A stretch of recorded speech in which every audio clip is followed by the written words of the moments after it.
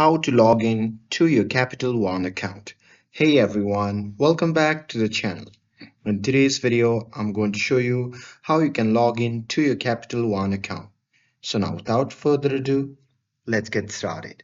So first thing first, open any web browser and now here, once inside the web browser, you can simply click on the search bar and simply search for Capital One. And now here, once you search for it on the search result, just click on the first link, and after that you'll be prompted to the official website of the Capital One. Now here, once you see the interface like this, just click on the sign in option which can be seen in the top right corner of the screen, and here once you click on that, you'll be prompted to the login page.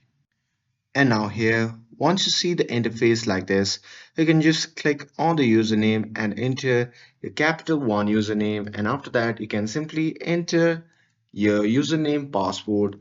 And once you're done entering your password, you can check the option that says remember me. And after that, you can simply click on sign in.